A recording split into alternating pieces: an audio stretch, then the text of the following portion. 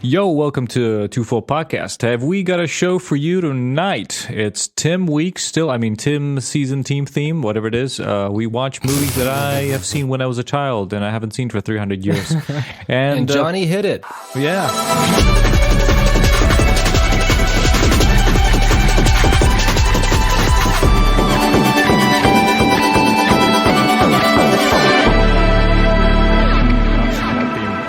We might need to change that theme soon. Wonderful. It's different. It's different.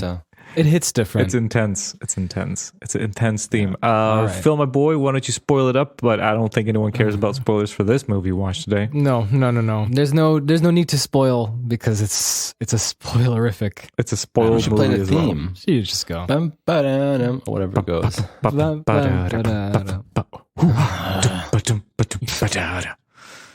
Okay, so we had to Tim's favorite film. We had to dig. That's why. Yeah, we had to dig through the Criterion collection and find this wonderful gem. We found this being held at Library of Congress. In all its MPEG quality on YouTube. When they stormed the Capitol, they have unraveled this in the depths of in the vaults, and they brought That's it. True. And it was brought into light. Going political. So anyway, tell me, Tim, about the movie. So let's just get right into it. No frills. No frills. No pills. No dating the episode. Come on. Timeless. This is a timeless film. Timeless episode, yeah. So listen up. So this movie... It's so timeless. This movie is called... original title is actually called... There's a Zulu on My Stoep. Yeah, what does that mean? And the name I know about it is Yankee Zulu. This is a movie Yankee Zulu that no one outside of the country that was made in the country that I grew up probably knows about. I don't know how it got into my country, but it was on TV all the time. This is like, remember when we talked? All the time. All the time. I've seen this movie like 1,000 times. So, when we talked about like that, after watching The Matrix, I like moved on. Like I discovered like serious movies or artsy movies or like anything else besides a funny movie. Because like funny movies was like, that was the thing. Like if a movie is funny, that means it's a good movie. The rest is like, who cares? As long as it's Never funny. heard of this theory. We talked about this in the Matrix podcast and everywhere. So when I was a kid... Yeah, but some people aren't from the Matrix podcast. True. So when I was a kid, until I was maybe, 10 when Matrix came out? Or 11? I don't know how old I was. I guess, 10. Every movie before that was like, if it's funny, it's a good movie. The rest can go suck it. So... That's so weird. That's amazing. Yeah, I don't know. Like jokes were a big thing, like jokes, I could remember like 200 jokes as a comedian. No, I don't. Whatever. The point is that they used to call me a comedian. I knew over 100 jokes. The point is, no, I was just thinking about jokes. I was just thinking about how this movie's like really raunchy and not politically correct. Bizarre movie. Ranchy. Okay, let's unpack this. Well, let me tell you history of why this movie, like why I remember it. Because, like I said, like funny movies, right? And then when you were kids, like I think like in school, everyone knew this movie, like boys especially. There's this thing in this movie where they put like clay or mud on a stick and then throw it like a projectile weapon, and we call that the Yankee Zulu. I mean, as kids, like you would go, what? Yeah, like we did this as kids. You would go. Is that popular? Yeah, like in my village and other villages, this was the thing. You would take, you would find a good stick. The village wasn't in Africa. No, my village is in Serbia.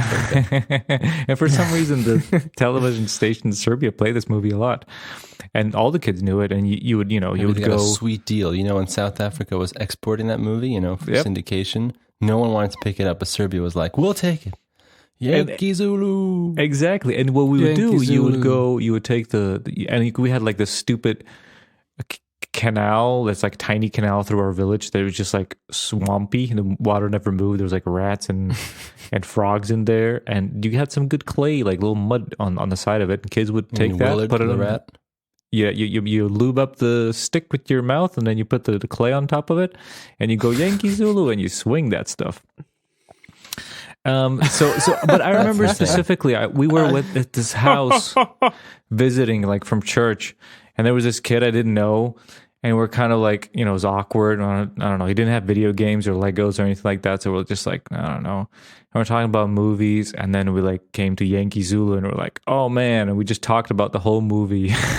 And I made so friendship with this kid about Yankee Zulu. I can't believe this. Okay, so This is incredible. so Yankee Zulu, and the funniest thing, I just want to point out before we get to the movie, which I'm going to tell you about what happens, and then I really want to just hear from you guys, your experience, because you've never seen this, but is essentially when I went to find this movie, I was like, I have no idea how to find this movie, so I just put it on YouTube. Oh yeah. The only version on YouTube is a rip from TV that has Croatian subtitles, so it's the Yugoslavia. Tells you everything, really. It tells you everything. It was so perfect. It was like, yep, there's two countries that know this movie. The former Yugoslavian countries and then South Africa. It's so weird. I still can't wrap my head around this. Okay, so let me brief you on what happens in this movie. So, Okay. Here's Yankee a Zulu. challenge for you, Tim. yeah, Try to be as concise as possible, because this movie packs in so much stuff. Couldn't believe It's my so eyes. dense. yeah, it's pretty fast, especially the first act. It's like it just whizzes by. There's no breaks. So Yankee Zulu is about two boys in South Africa. There's Rhino. He's a white kid, and his black friend Zulu, and this redneck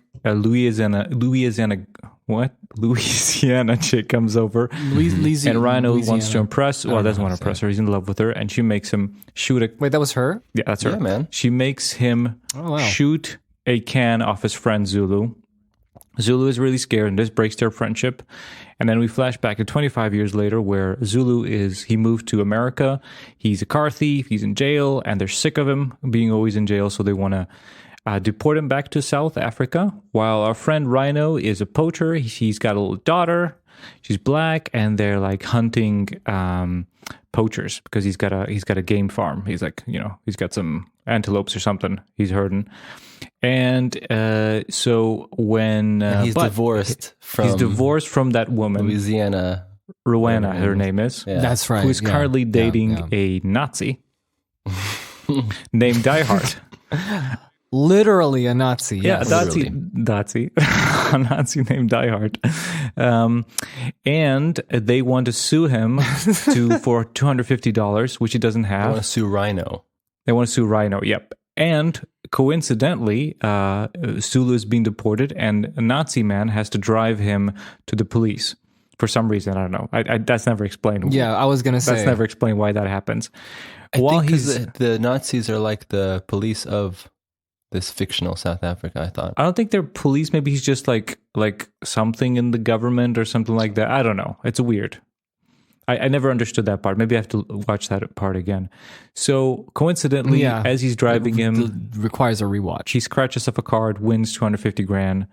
Zulu robs him, runs into his old friend. Yeah, $500,000. That's right. $500,000. Runs into his old friend I know Rhino. my Yankee Zulu history, my friend. And his daughter, Fresh. and then My my friend, and then they go on this wild goose chase to go and to this TV show in a mall to pick up the check and win the 500, and they're going to split it halfway through because Zulu is running from the law, and our man Rhino needs the money to pay off his ex-wife. Meanwhile, Nazi Die Hard and his wife are chasing them to this mall. Their daughter goes to see what's the Home Alone. Home Alone, where she meets Prince William. Home Alone. Because Prince Charles is touring South Africa. They become friends. He buys her stuff. They're on TV. They win the money. The Nazis are chasing them. They need to hide, so they hide in this costume place where a man puts makeup on them and changes their race. So we have blackface humor now. And then, for some reason, the Rowena runs into them. She invites Zulu, who's a white man now. He's pretending to be a Nazi, to their Nazi dinner party, where all sorts of shenanigans happen, but they get revealed. And then they put them both on a plank where a female elephant is holding them until they give up their checks.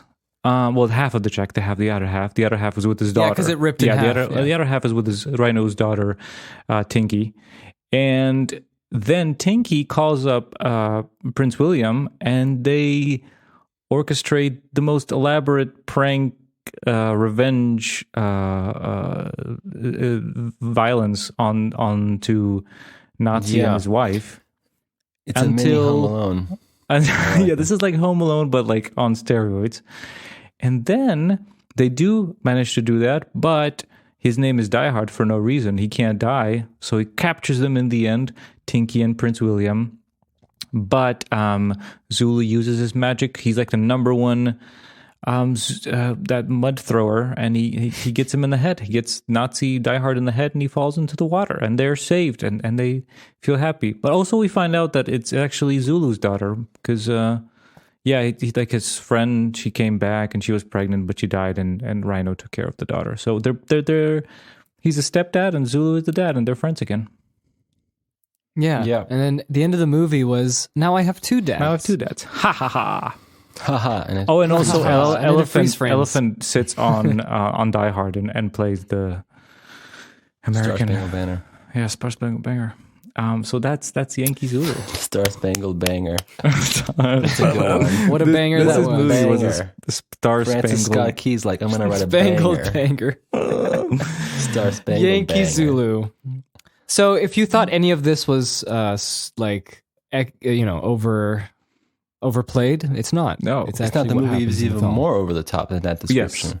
This was very mild. Yeah, for sure. A couple of interesting things about Yankee Zulu is, number one, my favorite was when we have the intro with the kids, right? Yeah. Rhino and Zulu. And it's like 25 years later. And I love the narration that never comes back. I needed a new life. Oh, yeah.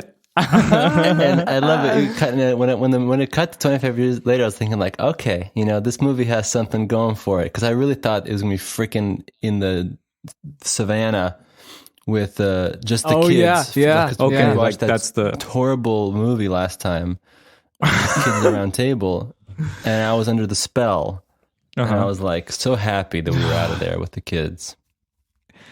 So the movie starts off like, but you were wrong. It starts off, and I really wonder, because like I've seen this movie so many times. Like to me, it was like a revisiting of something I can't believe this. 1,000 years. But it's fun. Like I want to know what you were, because like it starts off. There's the music, there's the narration, and these two kids are going, and then immediately they take off their pants, and there's a close up on their asses. Yeah. They're butt naked, and it's like a shot where the butts are framed, like because they're gonna race. Yes, so they're like bent. It's just two asses. I mean, this is and it's like, you know what? This is kind of giving you a taste of what this film is. And what were you feeling and thinking of that moment? Were you like, oh no, or were you like, what? I was just like, what am I getting into right now? Yeah. I was thinking, what are we going to see in terms of like, where is this going to go? No. Like, listen, you know how there's sometimes very bad movies that are like Z movies? Yeah. But they have like absolutely no like taste. So it's like double bad, it's like bad taste, bad movie. Like nothing, like no skill, but the things they want to emulate is also bad. So it's like a double trouble. That's what I thought we're getting into. Oh, okay. That's what I thought so as well. Especially with the music. I thought, okay, when I first saw, when I saw those bare butts, I was like, this is not an American film. That number one. Oh, you guys didn't even know South. I didn't tell you anything. I just said, watch this. Oh, yeah, you're right. You didn't tell me anything. I figured just watch it out this. at the beginning. I figured it out. There was definitely like... You did? Yeah, I guessed. I didn't read any Wikipedia. But they talk like Afrikaner. Exactly, yeah. And I was thinking like, okay, this must be like... But then what threw me off was that jump cut to New York for a second. Yeah, right? But it was so ludicrous to me, because when Zulu is like, in prison and he's talking to the prison ward or whatever... What do you call those guys? And he's like, the United States government has had enough of you. And as soon as you hear that, it's like, well, yeah, this is like not an American movie. yeah. Obviously. Then he's like, it we're was sending stock you footage. back. We're deporting you. And then in like a second, he's deported back. And I was thinking to myself, We're back. like, okay, this movie is just going to go all over the place. Oh, man. This is what it is, my friend. But it's funny enough. What could I say? Yeah. What were you thinking? I mean, I just, I think we forgot one of the most important parts of the first, like the opening, the prologue, if you will, where this old man was taking his pants off and taking a dump. I hated that scene. These kids had to bother this man taking a dump in the middle of a field. And, they sneak in that shovel and then they scoop the poop while he's pooping and he doesn't notice. And then it made him scared. Prank ever. It's the dumbest prank. Like, would you be mad? It's like, well, they cleaned up after me. It's great. Yeah, would you be like, where's my poop? And they chase him. He's like, I had enough of those whiny brats. And then there's whiny brats. Then they use the old, I don't even know what, like a what do you call those? Sort. Like, to just like, give those kids a beating for their misbehavior. And then my favorite part is this guy, the poop man and his wife or whatever. They, slap the kids' butts, for being bad. And then after they're done, he's like, it's tea time. Cut. And they go inside. I love that. And then there's like a zoom into them sitting in their like sad in their treehouse holding each other after the beating. It's a beautiful image of friendship. Do trouble. Like all the harrowing things that they had to endure. I think of Yankee Zulu. It's about friendship. It's true Makes friendship. You think, Makes you think. So I have a couple of good things to say about this movie, surprisingly. Listen to this. Okay. Number one, the pacing is great. I mean, honestly, if you think about it, I honestly am not even joking. Like, the pacing is really good. I think that this movie is like so hyper, but it's done well. Like it's cutting between the scenes and it's madness. And it's madness where like none of this makes any sense in any kind of real world. But in the Yankee Zulu world, it makes sense, It's like, gotta go to the mall. And it's like, this Yankee Zulu world is just so bizarre. And my favorite is like, got the check. Here's the check. Don't lose it. Oh, ripped in half. Oh no. Now that's it. Put the check back together. It's I love it. Never overstays its visit in a scene. It's just like bam, bam, bam, be done. What else do you got to linger here for? Just know. And I also like that the movie, surprisingly, it's like the movie doesn't care. It honestly doesn't care about anything, which I think is good. It's not at all like being careful. I think we need to talk. I think we need to talk about the excessive use of strange music that goes on. Oh my goodness! It's clearly there's something about it that just reminds you of movies from like Australia. You know what I mean? Like just really weird. I don't know a lot about South African culture or anything like or pop culture, but there's something Australian about this kind of sense of humor, something New Zealand about it. There's all these Commonwealth countries. I was going to say, right? Isn't there a shared something there? I guess it's like an offshoot of British humor, but like a little bit more like British humor, but like, strange in a way, but it's also very rural, kind of like less fancy and less, it's more like, it's also interesting how, to that point, is the absolute like sort of crass humor about the royals, right? Very specific. Like you have Prince Charles, and they have like immediately his phone call is from Camilla, which if people know about the British royal family, that was who he was, his a lover, right? While he was married to Princess Diana. And it's like, they're just like, so they don't care about it, Yeah. They don't care. Like when I was a kid, no one cares. I don't care. I watched this, and the thing is that I don't think I understood English at that time. So the plot elements, if I didn't figure it out from like what's happening, I wouldn't know about it. Like the fact that she's his daughter in the end, I never knew that. This was news to me. Like when when they're talking in the car, I put two together. I was like, oh yeah, she's gonna be like his daughter in the end. Oh my goodness, I never got that. That's Prince, Prince Charles. I never knew that as a kid. I just thought it was some rich kid. It was revealed, like it was like, I had these moments of oh yeah, this also happened. Like I never figured that one out. But I think to music, like as far as watching these movies after like 25 years, as much as fun was like revisiting all these scenes that were like lodged somewhere in the back of my memory, hearing that music was the most satisfying thing in the world.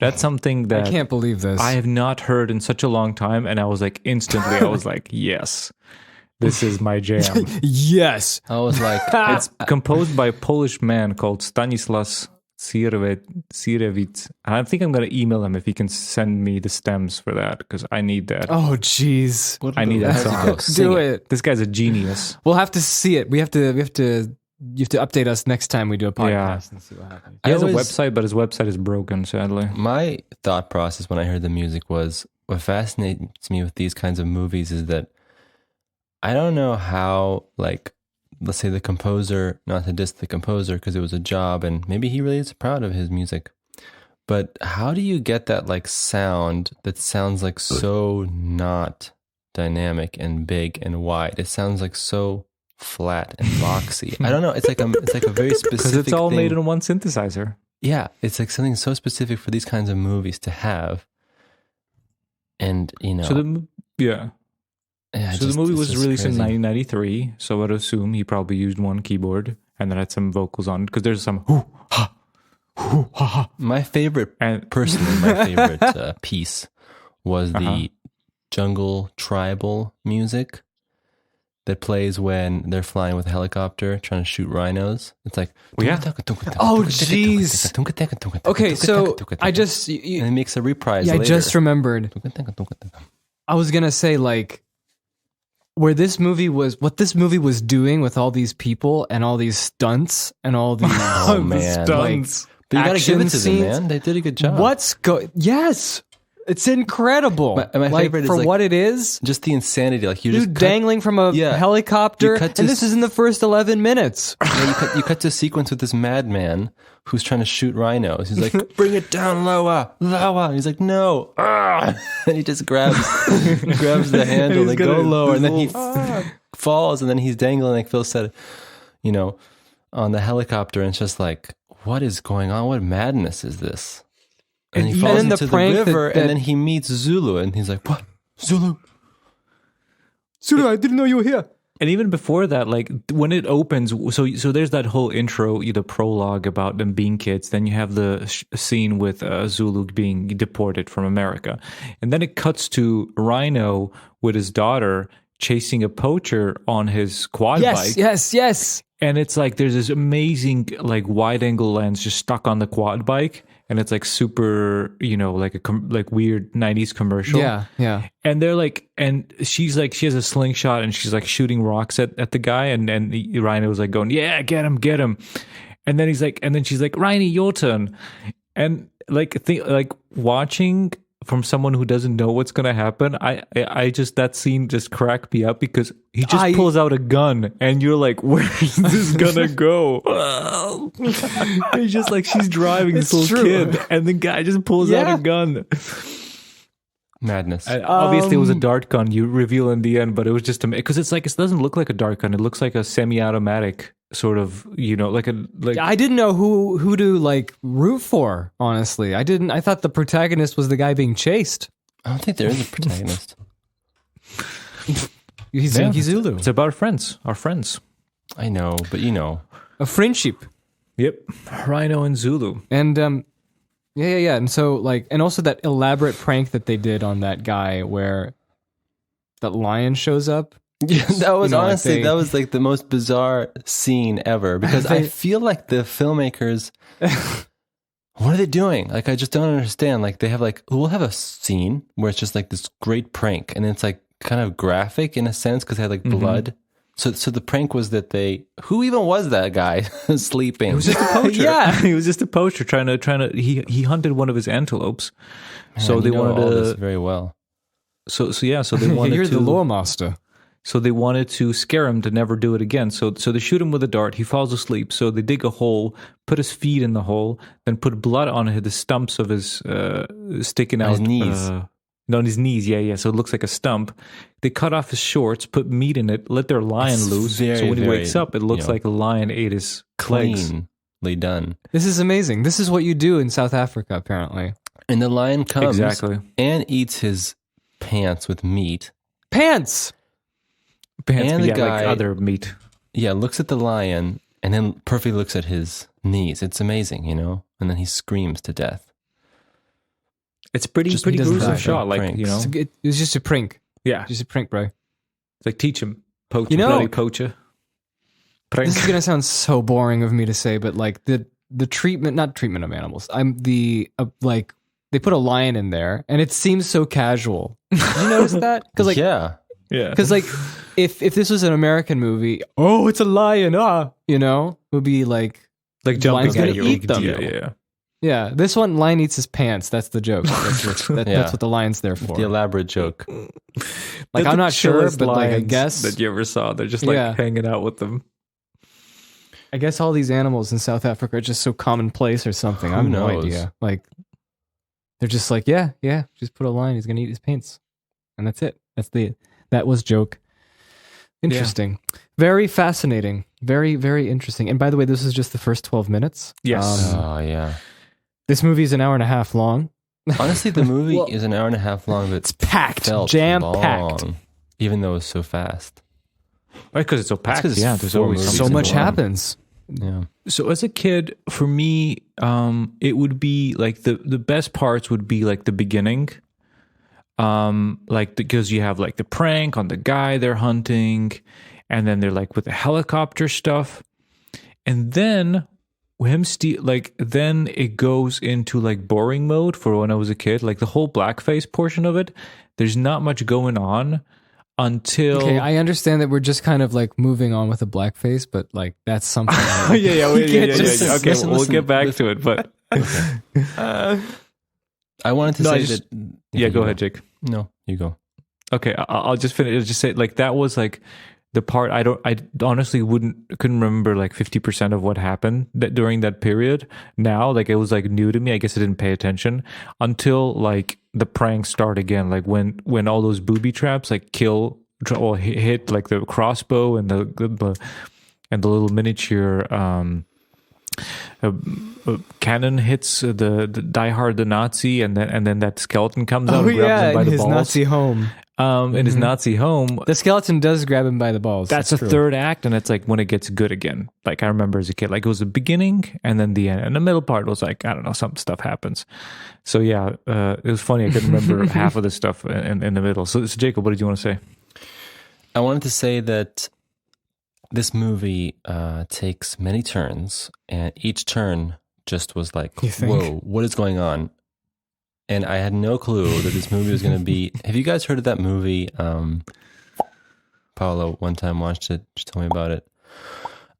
Those like annoying comedians. Mac and me? Wayne's Brothers, you mean White Chicks? White Chicks, yes. Yes. Yeah, that's the only thing I could think of. Right. And so they go into this dressing room type place, and to hide from the Nazis. Yes, because they got their checks. They won the money. Right, and then at the game show. Yeah, at the mall. And then the gay. It's true. Makeup guy. Oh, that he's like. Here's the thing. Wait. I hate to interrupt you, Jacob, but I just have to say the weird thing about this movie that I totally didn't pick up as a kid. I think this is a kid's movie because there's two moments when they kind of bait you and trick you thinking it's going to get raunchy. Yes. Like at the beginning of the movie, right? She comes in, like the Nazi's talking on the phone, and his Nazi ex-wife comes in and she starts taking his pants off, and it looks like they're going to have sex. And then the joke is, they're just working out like in their underwear, right? But in like a sexual. That's such a looking. It's a kid's movie, but wink, wink. Here you go, adults. You thought I think it's more than a wink. And the second one, Tim, is where they, like I said, meet the gay makeup guy. Yes. And then the joke is where he says, "You got to do us." I think that's what it was. Yes. And he's like, both? And he's like, yeah, do him first. Do him like really hard. And he like a lot. And he's like, okay. But and then I was thinking like, is it going to be like a thing? No. That's It's just like he got it. Like, what? Yeah. And it's again, the switch and bait. He's like, oh, he's going to do his makeup. Yeah. Dude. So you're saying about the makeup? And Tim, he also even puts the spray in his mouth, remember? Oh, yeah. Like, like he's ready to do it. Like he's first acting like he thinks they want him to have sex with him, but then it's like immediately brushed off as a joke. Like, oh. And that moment where this movie's not very PC. Like, I don't think. Nothing. There's nothing. This is all raunchy. Well, that's the thing. This is the thing that I've noticed. Like, I didn't know exactly where this movie was made, but when I was watching it, I was pretty sure it was South African. Yeah, but I knew it wasn't like an American film or like a British film, you know. And so when all this insane stuff happened, it just like I'm just like, well, it's from a different country. Just, you know, American response. I love it. I wasn't like, what's going on? Yeah. Well, yeah, I wanted to say that's and so I wasn't like, honey, super... this is their culture. This is how they speak to each other. Don't well, no, it was just funny this is where I get my South African culture from Yankee Zulu. From Yankee Zulu and the Antwoord, basically. But that's why I just found it interesting is that, you know, the total like I said, the movie doesn't care at all, and I feel like that's very, you know, interesting because you can tell that probably, you know, where this was shown and how all the people, I don't think the movie is doing anything malicious, you know, where they're like trying to say something bad or whatever. It's just, I think they're even trying to be like anti-racism. Correct, as well. Yeah, you know, that's what I wanted to say. Because in a really like crass way, and you know. Yeah, because I think you can really tell, like when you're watching the movie, you can tell when a movie is being, you know, racist or trying to, you know, make something that shouldn't be normal. But this movie seems to be like, you know, it almost felt like, it's kind of like they're kind of over that stuff and they're just like making fun of the whole, you know, concept of the debate and everything, which was found interesting. Anyway, he does the makeup. Yeah. And he turns Yankee Zulu, a black man, into a white aristocrat with a mustache. That's what I wanted to say. And then he turns his friend, Fred Flintstone, into a black man. With the hat. Yeah. And contact lenses. Oh, yeah, Gotta say, the makeup was not that bad. I mean, for that budget and stuff. I don't know. I think I was him turning surprised. black was a bit better than him turning white. He just looked like a weird... He looked like Christian Clavier in Asterix and Obelix when he's playing it's Asterix. Very strange. He looks so pale and like things aren't working 100%. But when that moment happened, then I was like, oh, this movie's going now into this. And no, that's right, Jacob. Like, that's the thing. Like, every single time a new thing happens, I think that it's going to be the movie. Like, that was a whole chapter. The whole and then act. you lose entirely what's happening. Like, you don't understand. Like, it's not anymore about the lottery ticket. You know? No. They went to like 10 different locations. I think like the plot is that he's joying that he's white and like he gets to boss people around. Yeah. And so he like, and just to piss off his friend, to piss off Rhino, like, hey, you know, see how it is to be black. So he accepts the invitation from the whatever the Nazis, right-wing Nazi racist lady Rowena to go to this Nazi party, and then just for like funs and shits and giggles. So this movie takes us to this Nazi house. Total different turn. Yeah, it's great. We're relevant on this podcast. Yeah, it's and they're like cult or whatever, their group or what it's called, Turd. What was it? Like something. Turd. Yeah, Turd, like Third Reich, you know. Yeah. I thought it was just because making fun of them, like with the word. Turd. Oh yeah, like they're turds, and they would like always use the abbreviation, like we're turds, we're proud turds. So they go to that house, and it's Little Louisiana or something. Wasn't it? Well, you forgot about the most like. So when we were kids, we would like top tier go like, what's the top 3? Like your favorite Yankee Zulu, like bits. And okay. What's your top turd? So definitely, I can't remember the order of them, but I know the two of them were definitely, one was the beginning one when they pranked that guy thinking a lion ate his feet. That was definitely like maybe number one to me, or maybe number two. The second one is when they go to the bathroom in their new makeup, and they're like pissing in the pissoir, two of them, and there's like a middle available, and this drunk South African man comes out of the bathroom, and he goes in the middle, and he starts peeing it, and he looks at one man and realizes is Dinkle is that what you do in color. South Africa? Yep, check him out. And then he's gonna go like check him out, and you go like show the other guy, look what's going on here, and they realize he has a different color as well. So yeah, that was my. No, but the best part of the joke was where as a child Zulu looks at him, he goes, "Dude," he's like, "You're missing out. This is all the rage in L.A." Exactly. I thought that was just a cherry on top of the raunchiest.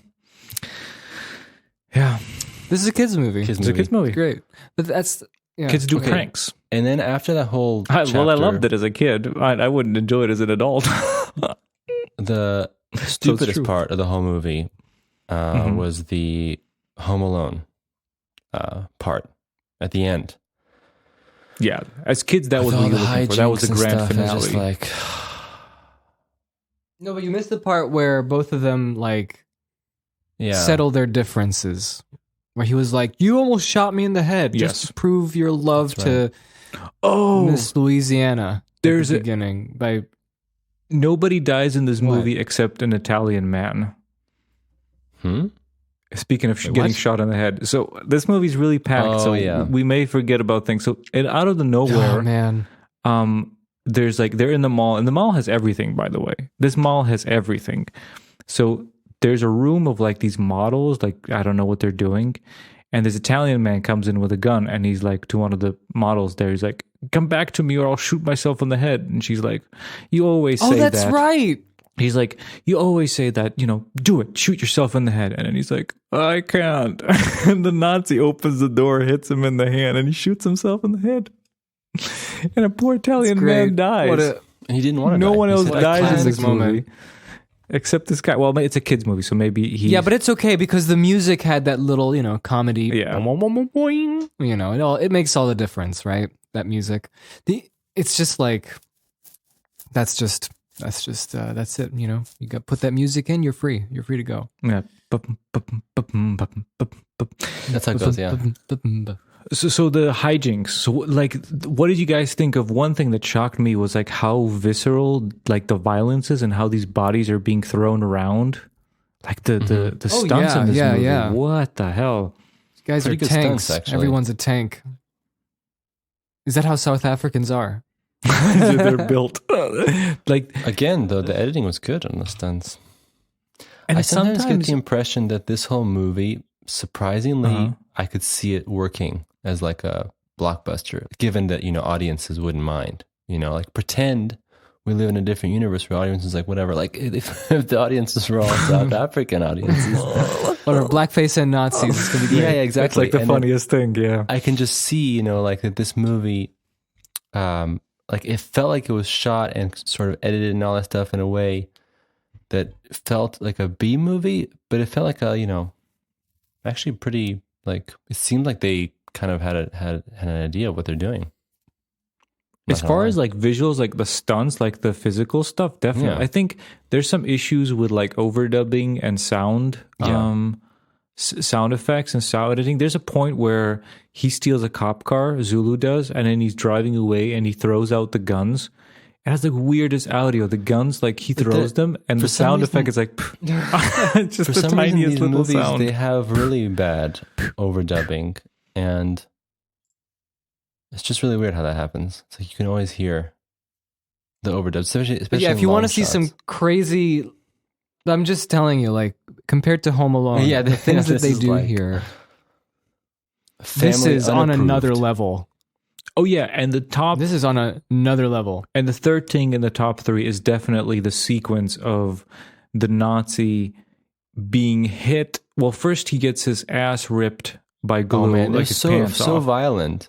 Ah, yes. Then he gets like a face full of like what's that thing from like the exhaust? Soots? Yeah. How do you call that? Exhaust powder? Yeah, I guess the black powder. Yeah, soots. Gets it in his face.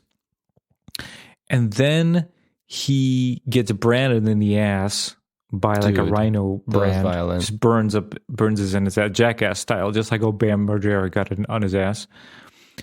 I think he faints, and then Prince William is dressed up as an angel, and he's like standing over him. Oh, jeez, I forgot about that one. And then he's like, "Oh, come here," and he's like, "Oh, I am dead."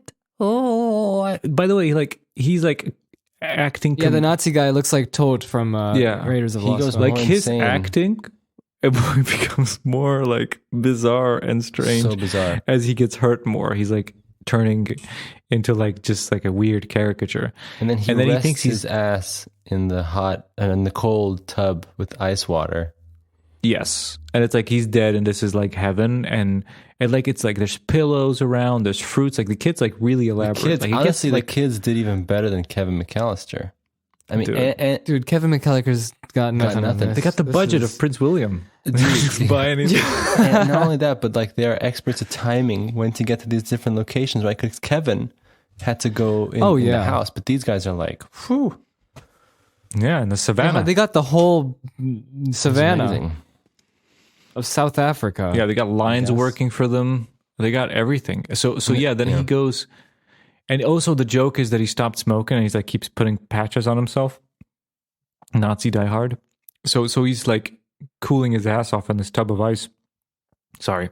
And then the Prince William has like the little tiny tank remote, like RC tiny tank that has a little tiny little chest on a purple pillow, and he brings it to him and it opens and there's like a cigarette and a lighter. Mm-hmm. And at that right moment, as he lighting the cigarette, his wife to be, the racist woman, is in the world of pain of herself. Oh my goodness, Tim! She's in a world of pain of herself, and she got covered in like some black oil, like tar. The tar. And the scariest image, like her eyes are like wide open, and she's covered in this black stuff, and she's coming down a mine cart. Yes, a mine cart. Like, like, you know, we reached a new level. If there's mine carts. Like that's. I mean, there were lions already, and the kids ripped her hair out with some kind of glue or something. Yeah, molasses. Yeah, and it's like she's like just demon going down, screaming on a minecart. At the right, and then what else happens? Wait! At the exact moment, she gets as she's flying by. So he drops the light. I mean the match, and it turns out it wasn't just cold water with ice. It's cold like I don't know, alcohol or whatever, lighter fluid. So he blows up. He blows himself up. Yeah, he blows himself up. But don't worry, he survives because he's diehard. Yeah. But also before that, he also gets thrown in a hole. And honestly, I thought that hole had something to do with something. I thought it was going to be clever. Mm-hmm. Unfortunately, the only thing that giant hole served its purpose for was that there's a rope. And at the end of that rope, was a crocodile. No, Phil. So I don't know how these kids to climb. Like he wants to climb out of the hole, so he sees a rope, right? That could take him out of the hole. But the rope is actually tied to a freaking alligator. And he's crocodile. Whatever. I'm not a good biologist. Crocodile George. But he said himself. Crocodile Dundee. Yeah, he can't say, he can't remember to say Crocodile Gorge, so he keeps calling it Crocodile George. Look how packed this movie is. Like I don't think we even unpacked like a third of what happened in this movie. I know. Stuff that we didn't. And then he also about. Gets thrown. Yeah. The ostrich eggs, those like honestly, I heard that if you really hit someone with an ostrich egg, you would like crack their skull, and that lady gets hit by like 4 of them. Yeah. Like people get hit. That's cool. Yeah, people are getting like slapstick hit, but with like guns and things, like it's and they're like flying. Like also, like in what was the Django Unchained? Like when they're shooting with a shotgun. I mean, there's no blood. Haven't seen it, but that effect of people flying getting hit is exactly how this looks. Also, I'm sorry, but Zulu was like such an asshole at the beginning. Remember where he stole he stole that taxi. Yes. Right, because he was no, that wasn't a taxi. That was a police car. Apparently, I think Nazi man. Okay, I figured it out because he said he said that it was a police car. So I think Nazi man was actually police. That was his profession. He was just a Nazi enthusiast. Okay, yeah, okay. That makes sense. Okay, I was close. Yeah, I think he was just a policeman, but he's just like obsessed with, like Nazi stuff. Later, once he takes the cop car and meets up with, what's his friend's name? Rhino? Zulu's best friend. What, Rhino? Rhino? Yeah, Rhino. Thank you, Rhino. Rhino. They take, and Rhino. the girl. Riding. Help me out, guys. What's her name? Tinky. Oh, I don't Tinky. know. Tinky? Kitty. That was who? What's her name? Or something like that? No, it's something on T. Pinky. No, it wasn't Tinky. Tinky. Yeah, Tinky. Tinky. She said it's Tinky, not Yeah, Pinky. Exactly. So Rhino, Tinky, Great lines and there. Zulu, they take the cop car together, but they run out of gas. Yes. And then they're like, what are we going to do? And then this nice fellow comes by with his Jolly van, feller in his van. super jolly guy. And he's like, oh my goodness, it's like, is it the radio? He's like, I want to hear South Africa 1-0. And he's like, Right. He's like, you take my van, drive it. We'll tow the cop car, but I want to sit in the cop car because I want to listen to the sports. And they're towing him and they're driving, and then freaking Zulu is like, oh, train tracks, perfect. And he goes over the train Rhino and the tracks girl are sleeping, yeah. Correct. And he wants the train, and the train goes over the rope that's holding the nice fellow. He leaves him behind. I just couldn't believe that. What was up with that? Why did he? What why a did jerk. He do that? He left the nice man who let them borrow his van in a stolen cop car in the middle of Savannah. Why did he do that? Just take him. Come on, with you. He keeps stealing stuff. Always. I guess that's a joke. Compulsive stealer. Earrings and puts them in his pants. Who is Yankee Zulu? That's the one thing. Like, I thought this character study just left me a little bit disappointed. I wanted to know the soul. Phil, that's your the man. piece. Who is Yankee Zulu by Phil George? Yeah. Well, I'll tell you. I'll tell you what the when you watch the movie. what the message is, right? So so in the beginning we have the prologue where Rhino betrays him, and it's something he would never forget, and it was haunting Zulu this entire time. His best friend betrayed him like this for a girl, almost killed him, traumatized him, and he could never forgive him, and that's why he was a jerk until he found out that he was actually taking care of his daughter for 10 years, and that deed has repaid him for the misdeed he did. Ah, yes. And on the other side, our good friend Zulu, he was lost for 25 years. He was thieving. He was living day to day. He had no point in his life until he met his daughter, and all turned around. And he's going to be a good man now. He's not going to steal and leave poor jolly fellows in trucks. Cop cars. Right, but those Nazis are still out there. There's lots of Nazis, but they look kind of I think they were just more of in like sex stuff Nazis instead of like actual Nazis. Ah, is that what it was? Did you see their outfits? About that. A kink club. Yeah, I think that's what's going on. Maybe he was the only Nazi. They were just like poser Nazis, but who knows? No, I okay. don't think so. No, they weren't posing Nazis, my friend. Tim, how many times have you seen this? Rowena was super Nazi. Super racist. She was. The couple were. Remember they had black wow, I can't speak today. Servants. Well, that's the joke. There was their ranch was called Little Louisiana. And it was she made it look like Louisiana, and she had like a slave there. It was, but they there's like so many it's hilarious the jokes. Like, did you see like the stupidest joke that I realized? I didn't realize as a kid. All the girls have only one armpit shaved, so it looks like a Hitler mustache. Well, I didn't notice that. I noticed one of the quality was just too low. The quality was pretty darn bad. The compression was leaking everywhere. Where's my 4K Blu-ray of this? Yeah, where's the Criterion 4K restoration? Where's Peter Jackson when you need him? Yankee Zulu remastered, and then you see him in the room remastering it, and this is Yankee Zulu. Classic film.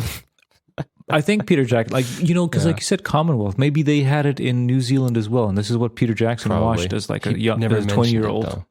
He's like, Yankee Zulu, that's my favorite film. I'll remaster it. I bet you if they interviewed him, what can you tell us about Yankee Zulu? Oh, never heard of it. Don't know. And then in the background, on his shelf, it's like a bunch of copies of Yankee Zulu. He's got a Yankee Zulu room where he goes and he's got sticks all the and different mud. film versions, all the different props. Oh yes, that they use in the film. What would be like a Yankee Zulu prop? I guess her slingshot. Slingshot, yeah. That's a pretty. If I find one, I'll send it to Tim. He'll love the it. gun. He can go back to his old town in Bashki Petrovac and be like, "Look, guys, Yankee Zulu." Yankee Zulu. I'd be like a star with the Yankee Zulu. There's the gun he shoots with. I mean, they're like, at least to me personally, like their outfits are pretty. Like I think legendary. all the crazy stuff at the Nazi house. There's like, oh yeah, knife booby traps and. Oh yeah, there's so many booby traps. The nut grabbing skeleton takes it. I forgot about that. That's a good one. Takes the the gold for that one. That one's pretty elaborate because it falls off as well. So it's like it's a one time thing.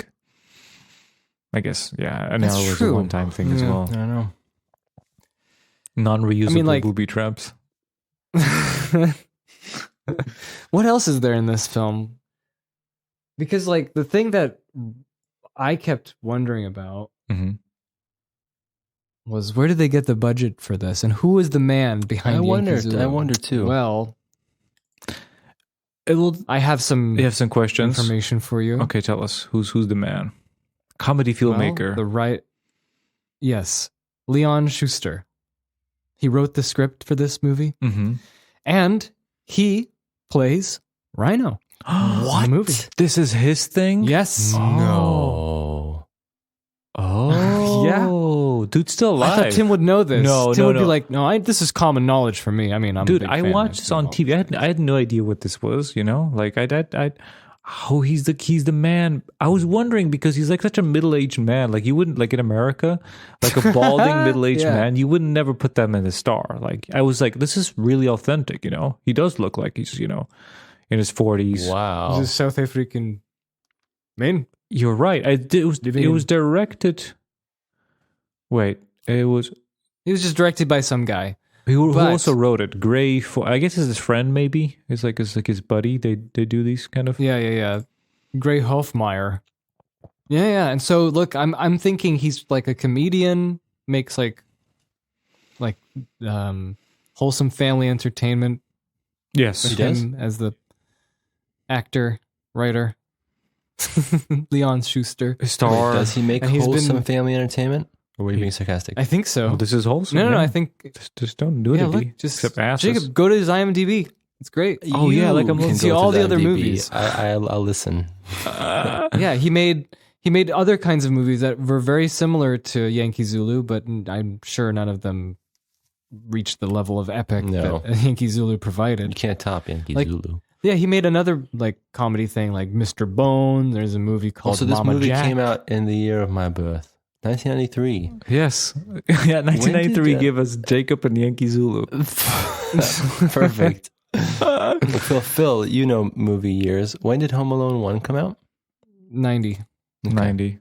And the second was 92? 2.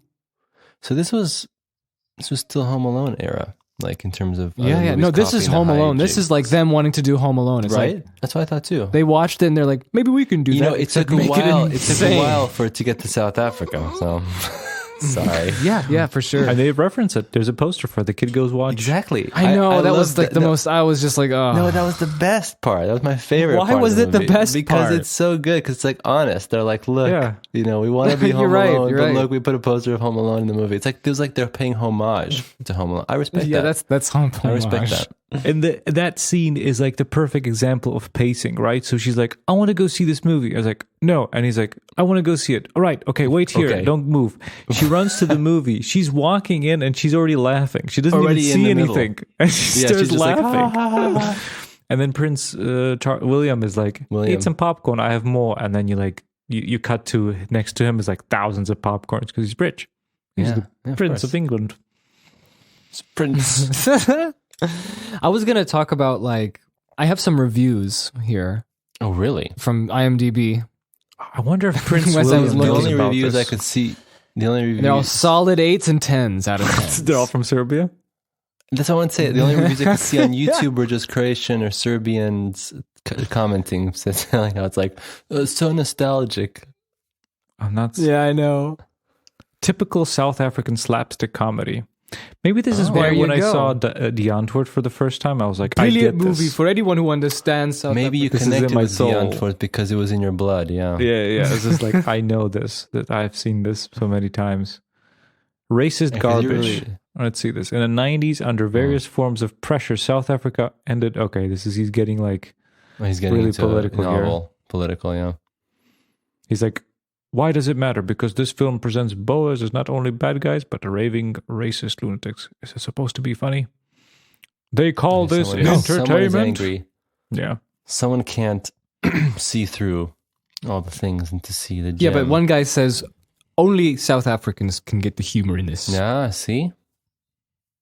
and little children who like to see really amazing booby traps that go beyond your wildest dreams. It's true. Honestly, if you want to watch this, watch it because it's on YouTube. You can find it with Croatian subtitles, so you can start learning the language. Yeah, like too. there's.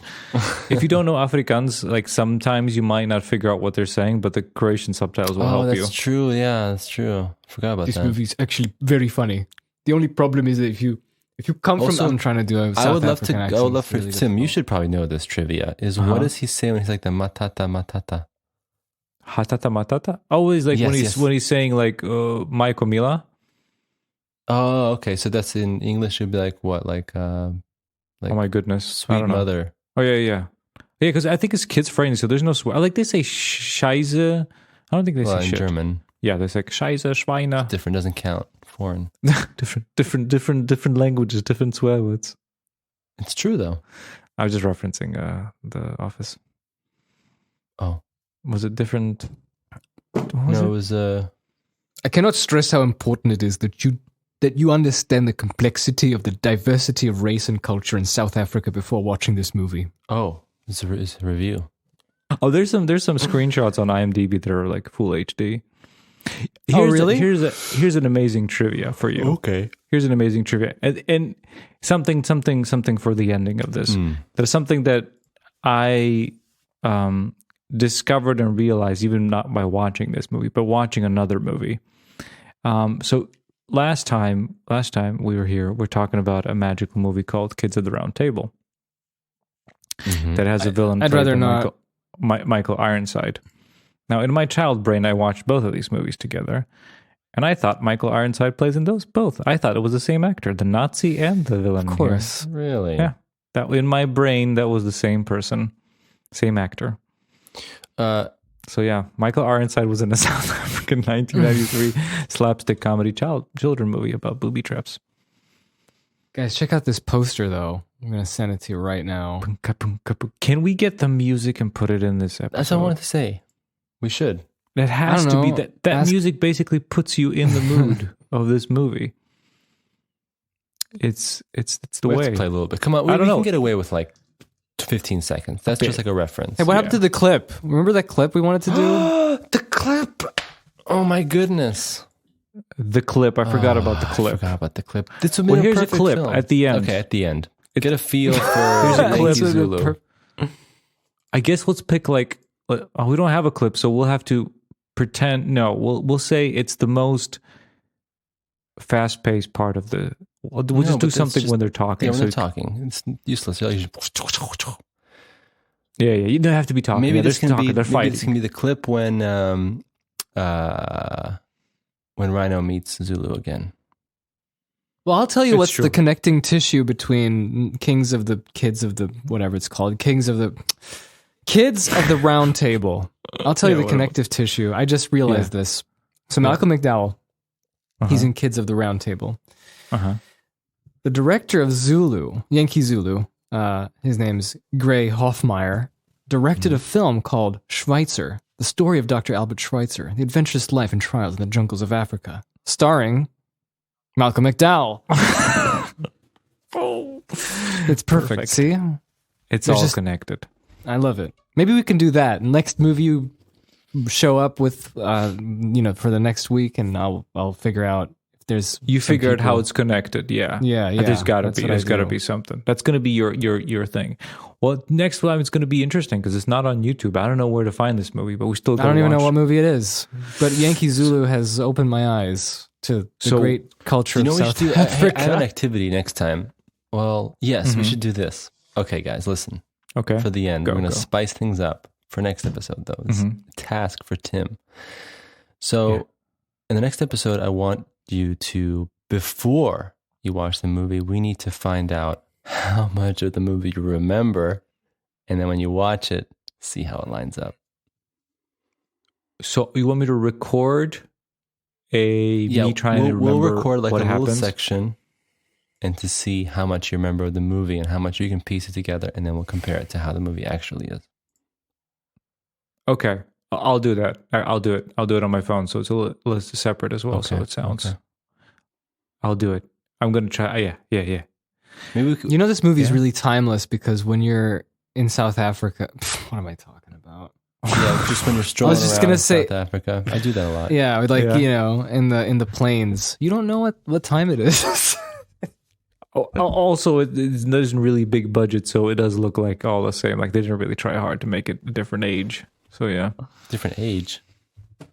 I mean, different time because it's like 25 years between, and it's also in the 90s. So 25 years ago was like what, the 60s? I guess so. 70s, but that was 25 years ago. To show though, because it's just like a truck outside and a man pooping in a shovel. I mean, poop and shovel. Yeah. I love the tagline for the poster. It says, "If the gods were crazy, now they're berserk." You know what that reference is to? Yeah, the gods. Oh man, that's crazy. Another movie. Yes, the gods must be crazy. I haven't seen that movie in. Dude, there's another movie. I'm putting that on a list one day. Did you guys ever watch that movie? Nope. No. Phil's worried. Phil's worried for another extravaganza. Another one of these.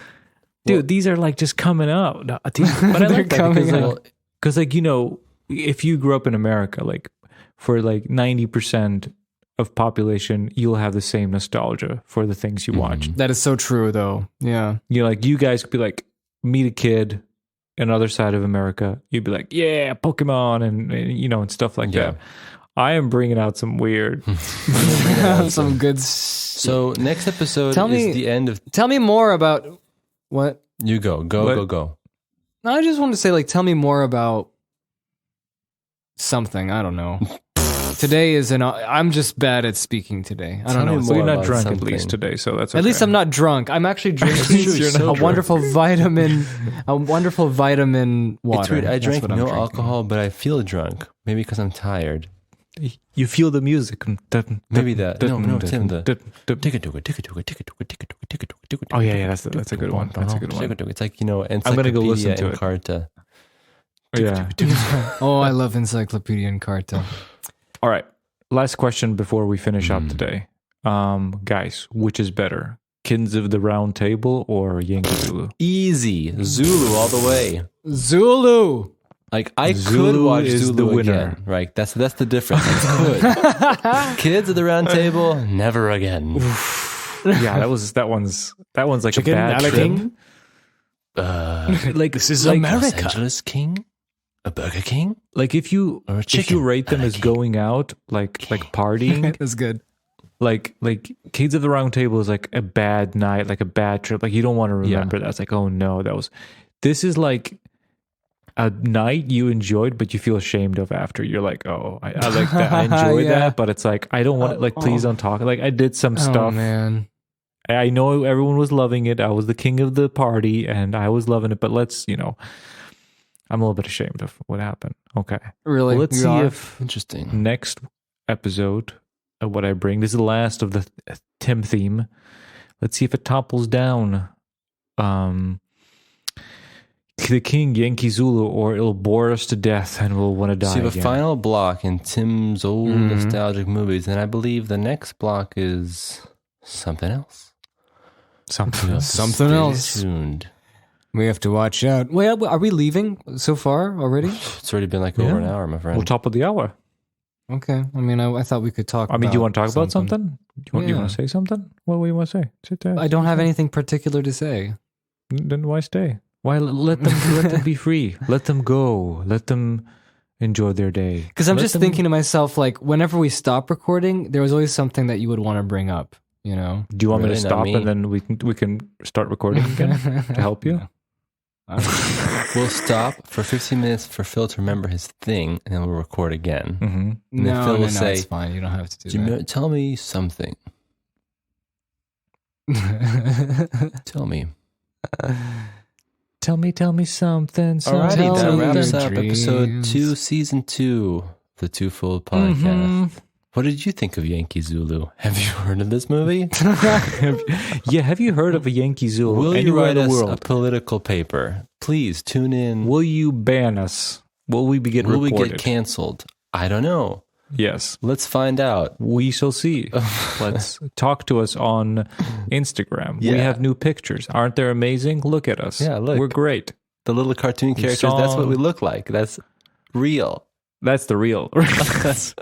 that's with We live RTX in a Looney on. Tunes hole. We live in a. That's our new theme song. We live in a new Looney Tunes hole. Cool. Yeah, man. Cool stuff.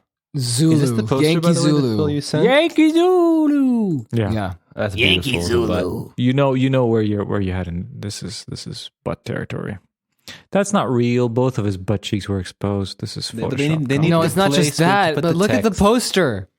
Look at it. There's a gorilla. There was no gorilla in this movie, nor there was a giraffe. It's a tiny gorilla too. This is some 1995 Photoshop. This is like totally. Skills This right is here. totally false advertising. And look at what Rhino's wearing. He's like these clean clothes. And in the movie, he was like that always Polish? covered in mud. Spokojnie świat wre bogowie za jest okay. Oh, that's what it says. Oh yeah, okay. That was if you think the gods were crazy, that's what it says. Okay, I get it. This poster yeah. literally looks like their daughter won a baseball game.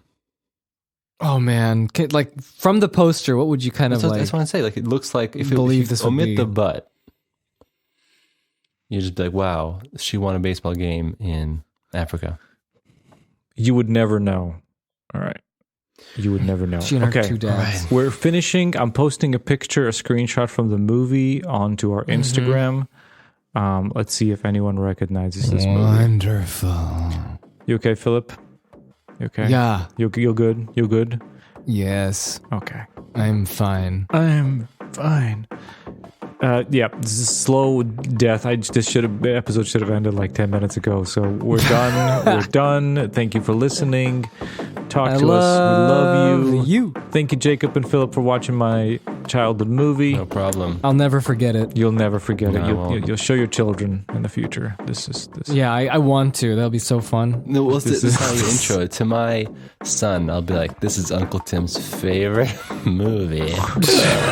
Forget the Matrix. Forget Children of Men. This is what it's about. Yeah. He'll come All to you and be like, I heard it's your favorite movie. I'm like, no, it wasn't. But Dad says it is. That said, it's true. All right. Oh, did I get the final word? Bye-bye.